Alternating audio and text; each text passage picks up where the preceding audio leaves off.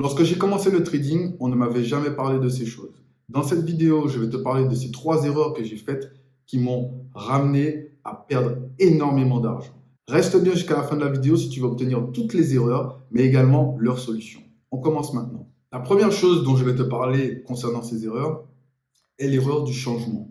Beaucoup de traders cherchent à gagner de l'argent, ce qui est normal. C'est tout à fait normal, mais dans ce processus de gain d'argent, il y a une durée à respecter.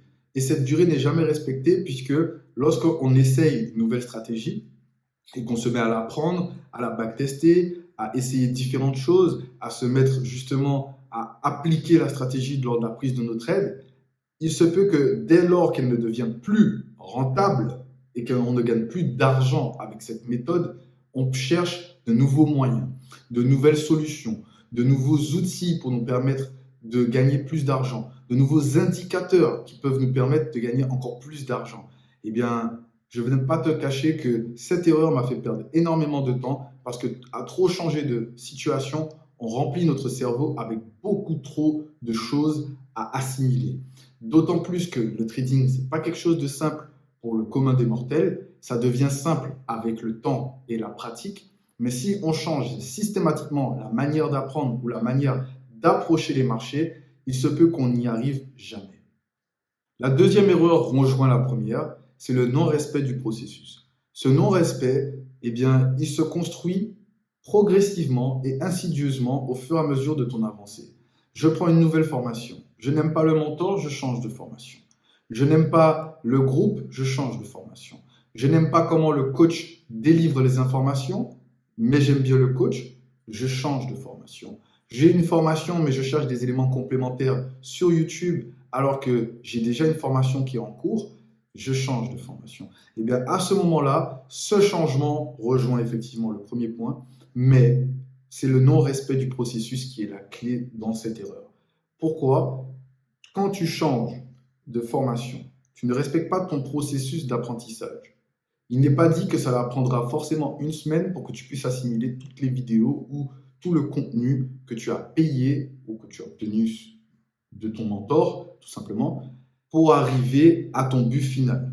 Ce but final est la rentabilité et la liberté financière. À partir de là, je sais que quand tu es trader, tu veux quitter ton travail, tu veux changer cette vie, tu veux cette vie de rêve, tu veux ce lifestyle où justement tu peux faire des choses, prendre des avions, faire un 10 000 euros, même pas 15 000. On veut tous, en tant que trader, au bout d'un moment, toucher et saisir ce rêve. Mais comment tu veux saisir ce rêve si tu ne respectes pas le processus qui est le tien? Ce processus personnel te permettra effectivement d'obtenir des clés importantes que tu n'obtiens que quand tu continues à faire quelque chose, même quand tu perds. Je sais que ça peut paraître fou ce que je dis, mais c'est réel. Quand tu mets en place une stratégie, il n'y a que la manière de le faire qui peut évoluer. Je m'explique. Tu mets une stratégie en place avec ton mentor. Ton mentor te donne des clés. À partir de là, cette stratégie, tu dois l'adapter à toi-même. Tu dois la mettre en mode, je veux que justement cette stratégie ou méthodologie me convienne. Je suis plus pour l'aspect méthodologique que stratégique, puisque une stratégie peut être aussi bonne qu'on veut, mais ne pas fonctionner par rapport à la psychologie ou la perception de tout un chacun. À partir de cet instant, qu'est-ce que toi tu ressens quand tu as la stratégie face à toi et que tu t'entraînes à la faire? Est-ce que justement cette stratégie, pour toi, te permet de respecter ton processus? Est-ce qu'elle va avec ta manière de fonctionner, ta manière de penser, ta manière d'agir en tant que trader? Ce sont ces questions que justement tu dois te poser pour arriver au point de est-ce que je respecte mon processus? Et ce processus, c'est apprends mieux à te connaître pour devenir un meilleur trader. Car si tu ne te connais pas, tu ne peux pas saisir les clés que te donne même le meilleur des mentors au monde. On enchaîne avec la troisième erreur, le manque d'assimilation. Alors, je ne vais pas prendre de pincettes là-dessus, parce que je n'ai aucune pitié pour ce type de choses et ce type de personnes.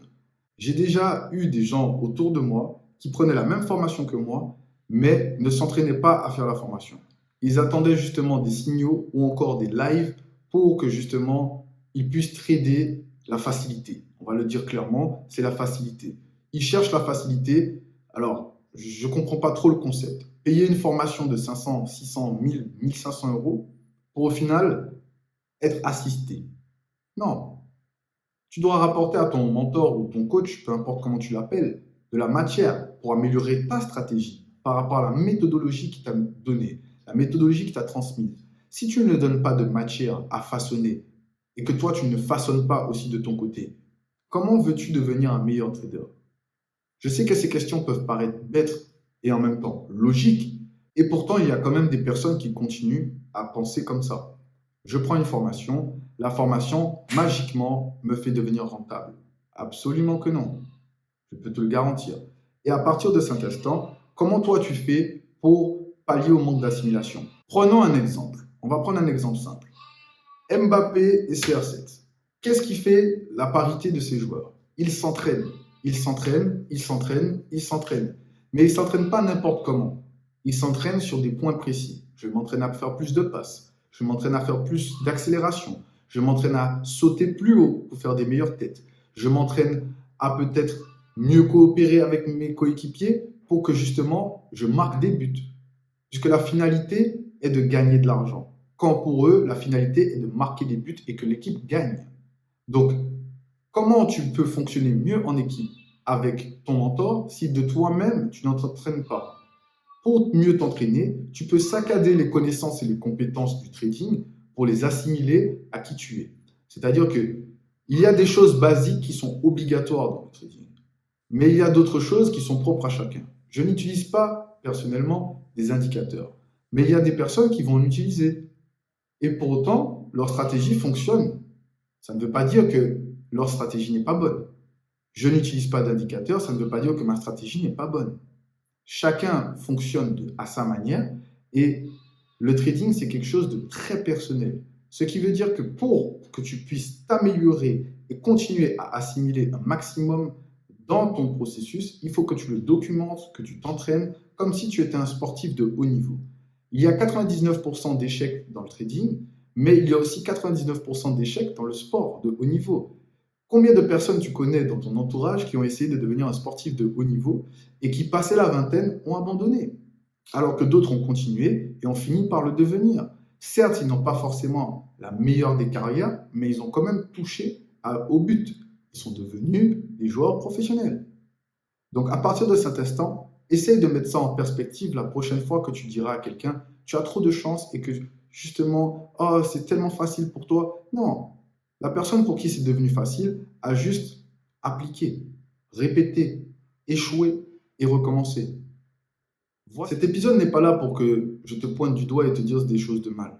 Cet épisode est en fait le contenu de mon cahier. C'est mon cahier, donc mon journal de trading qui m'a dit ces informations. Il m'a dit que pendant un moment, j'étais fainéant. Il m'a dit aussi que pendant un moment, je ne respectais pas mes propres règles. Il m'a aussi dit à un moment que je n'appliquais pas ce que je disais à moi-même dans le trading. Beaucoup de traders préfèrent regarder des vidéos de lifestyle plutôt que des vidéos qui appliquent réellement des vrais conseils. J'espère que cette vidéo touchera un maximum de personnes. Si c'est le cas de ton côté, mets-moi un gros pouce bleu, ça me fera extrêmement plaisir et ça me permettra de continuer à recommander ma vidéo auprès de plus de personnes. Je t'invite également à t'abonner si ce n'est pas encore fait. On cherche à atteindre les 1000 abonnés, c'est le premier step et c'est comme ça que tu peux fonctionner aussi dans ton trading. Quelle est la prochaine étape que tu peux franchir pour devenir un meilleur trader? Voici une vidéo que je te recommande pour justement y arriver.